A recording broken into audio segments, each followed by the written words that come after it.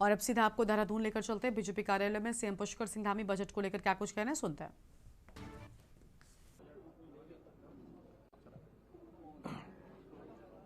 सबसे पहले तो मैं आप सभी का आवाज आ रही क्या, समझ नहीं आ रही?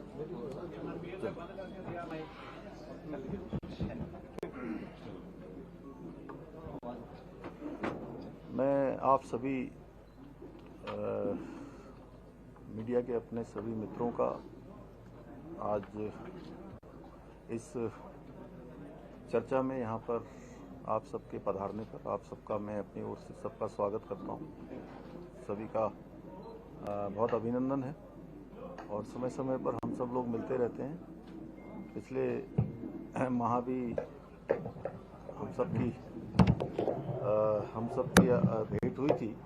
आज विशेष रूप से क्योंकि कल माननीय केंद्रीय वित्त मंत्री निर्मला सीतारमण जी ने नौवीं बार लगातार देश का आम बजट प्रस्तुत किया। मैं सबसे पहले तो उनको बहुत बधाई देता हूं, शुभकामनाएं देता हूं और आदरणीय प्रधानमंत्री श्री नरेंद्र मोदी जी के नेतृत्व में जो कल वित्त मंत्री जी के द्वारा बजट प्रस्तुत किया गया है, वो बजट प्रधानमंत्री जी के दूरदर्शी नेतृत्व और 2026-27 का ये बजट भारत की आत्मनिर्भरता, आत्मविश्वास और विकसित भारत के संकल्प को पूरा करने वाला बजट है। और मैं कहूं कि ये सभी की आकांक्षाओं के, भारतवर्ष के सभी नागरिकों की आकांक्षाओं की पूर्ति का बजट है। सबके उत्थान का, उनके उन्नयन का, आगे बढ़ाने का और हर वर्ग को किसी न किसी रूप में आगे लाने का और विकसित भारत बनाने का संकल्प पूरा करने का बजट है। और ये बजट भारत के भविष्य को 3 मजबूत स्तंभों में स्थापित करता है कि भारत आर्थिक रूप से मजबूत बने। भारत दुनिया की जहां चौथी अर्थव्यवस्था अभी बन चुका है, आने वाले समय में भारत दुनिया की 3 प्रमुख आर्थिक महाशक्ति के रूप में स्थापित हो, सामाजिक रूप से संतुलन स्थापित हो, हर वर्ग के विकास का प्रावधान हो और साथ में जो आज विश्व ग्लोबल वार्मिंग जैसी अनेक समस्याओं से जूझ रहा है।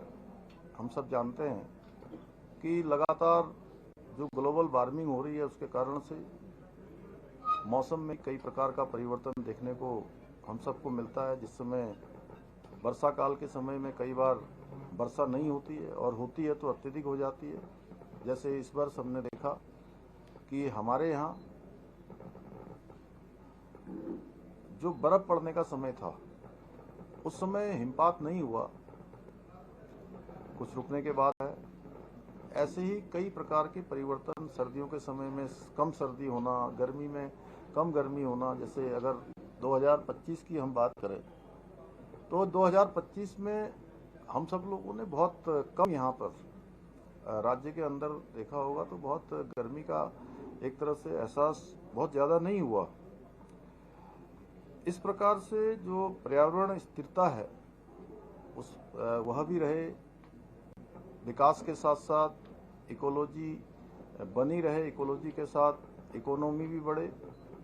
इसका प्रावधान इस बजट में किया गया है, जो ये स्पष्ट करता है कि यह बजट विकसित भारत के विजन का बजट है। कृषि का क्षेत्र हो, ग्रामीण विकास का क्षेत्र हो या कौशल निर्माण, जिसमें राज्य के, देश के ऐसे नौजवानों को, युवाओं को स्किल करने का प्रावधान है जिनके अंदर आगे बढ़ने का हौसला है, आगे बढ़ने के लिए उनके पास संसाधन नहीं है, तो उनको स्किल बनाकर हर क्षेत्र में देश के काम में लाया जाए। और विकास का लाभ केवल शहरी क्षेत्रों तक सीमित न रहे, कुछ क्षेत्रों तक सीमित न रहे, विकास हर क्षेत्र में पहुंचे, गांव से लेकर सीमांत क्षेत्रों तक। हमारे जो सीमांत क्षेत्र हैं वो भी विकास की मुख्य धारा से जुड़ें और विकास समान रूप से पहुंचे।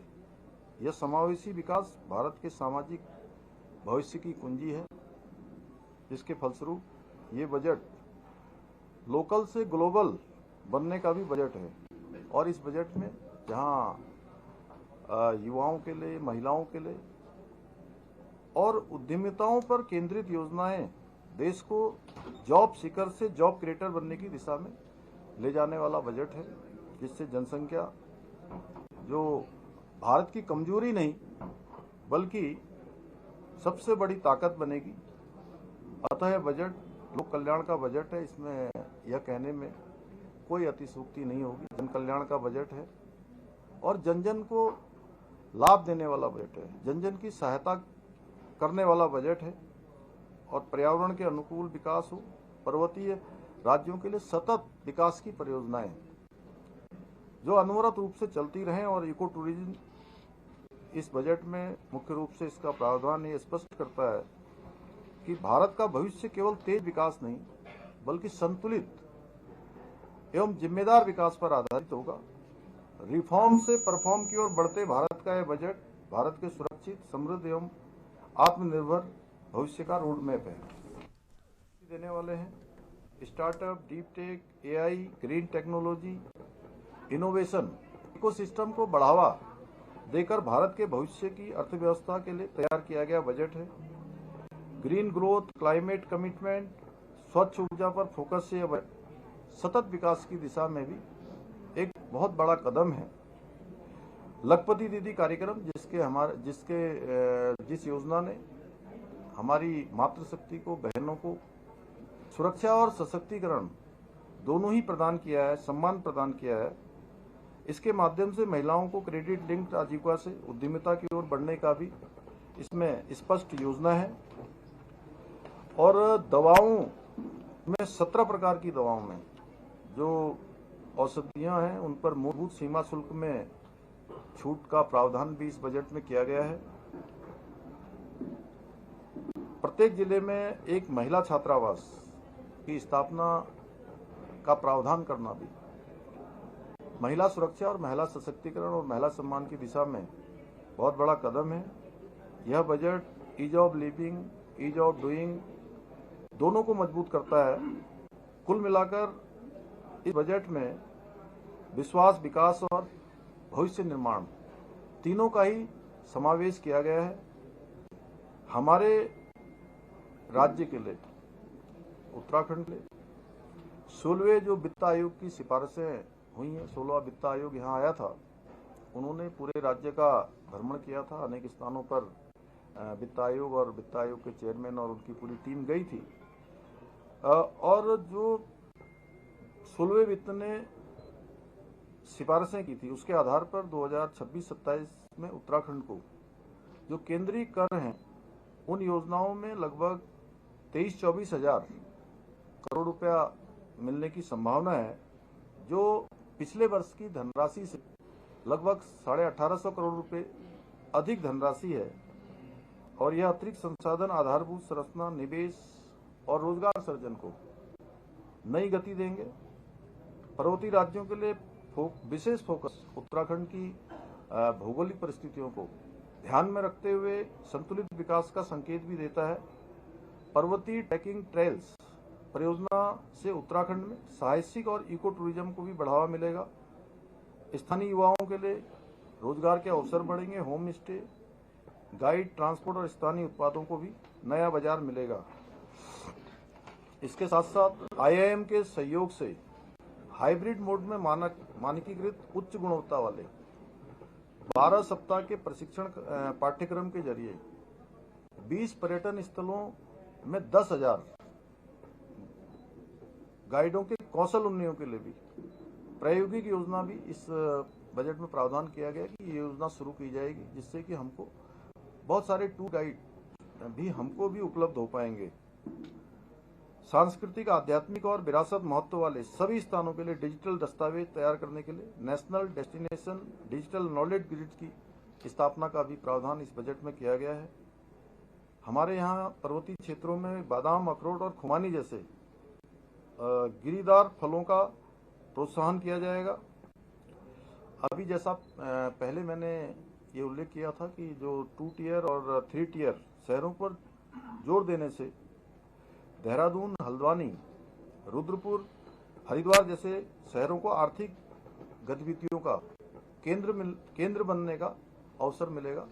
अनेक अन्य गतिविधियों का भी जो है वहाँ पर लोगों को अवसर मिलेगा। एमएसएमई ग्रोथ फंड और विरासत औद्योगिक क्लस्टर से राज्य का हथकरघा, हस्तशिल्प, आयुष, फूड प्रोसेसिंग, स्थानीय उत्पादों को राष्ट्रीय अंतर्राष्ट्रीय बाजार मिलेगा।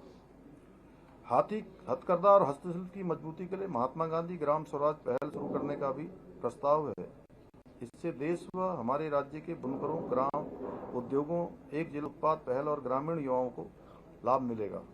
हमारे राज्य में हम वैसे भी एक जनपद 2 उत्पाद की योजना को पहले से ही जो है आगे बढ़ा रहे हैं। यूनिवर्सिटी टाउनशिप की अवधारणा भी एक महत्वपूर्ण इस बजट में प्रावधान है, जिससे उत्तराखंड को शिक्षा और शोध और स्किल डेवलपमेंट का हब बनने की दिशा में भी बड़ा अवसर मिलेगा। ग्रीन एनर्जी और क्लाइमेट सेंसिटिव विकास पर फोकस उत्तराखंड जैसे हिमालयी राज्य के लिए ये विशेष रूप से अनुकूल है। इस बजट में उत्तराखंड जैसे पर्वतीय राज्य के लिए ये अवसर का बजट है, जो पर्यटन के क्षेत्र में, रोजगार के क्षेत्र में, शिक्षा के क्षेत्र में, स्थानीय अर्थव्यवस्था को एक नई उड़ान देगा। इसके साथ ही आयुर्वेद के क्षेत्र में जो एम्स आयुर्वेदिक क्षेत्र में बनाने का जो इस बजट में प्रावधान किया गया है, हम चूंकि इसके लिए पहले से भी प्रयास करते रहे हैं, उससे भी हमारे राज्य को विशेष लाभ उसके कारण से हम सबको मिलने वाला है। तो कुल मिलाकर ये बजट हमारे लिए बहुत अवसरों को आगे बढ़ाने का बजट है। राज्य और केंद्र, हमारी सरकार केंद्र सरकार के साथ पूरा समन्वय करके और सभी प्रकार की जो औपचारिकताएं हैं, उन औपचारिकताओं को आगे बढ़ाते हुए पूरी तरह से इसको धरातल पर हम उतारने के लिए प्रतिबद्ध होकर काम करेंगे। और जो विशेष ब्याज रहित जो शासकीय के अंतर्गत जो भारत सरकार से विकास के लिए अलग से हम लोगों को, राज्यों को पैसा दिया जाता है, धन स्वीकृत किया जाता है, उसको भी बढ़ाया है। और इस वर्ष के जितने भी जो हमारे ऐसे अनुरोध थे, उन सभी अनुरोधों पर भारत सरकार ने हमको स्वीकृति प्रदान की है। और उसमें भी एक बड़ी धनराशि बढ़ी है, जो ब्याज रहित ऋण कह सकता हूं। तो उसके कारण से भी हमको विकास के कार्यों को आगे बढ़ाने में बड़ी मदद मिलेगी। इसके अतिरिक्त हमारे राज्य में अगले वर्ष कुंभ मेला भी आयोजित होना है, उसके लिए भी हमने भारत सरकार से पहले से निवेदन किया हुआ है। उस पर सभी स्तरों पर अभी काम चल रहा है। जल जीवन मिशन में जो एक बड़ी धनराशि इस बजट में प्रावधानित की गई है, उसके कारण से हमारे राज्य में जो हर घर नल से जल की योजना है, उसको बहुत विशेष लाभ होगा। और हमारी इस योजना से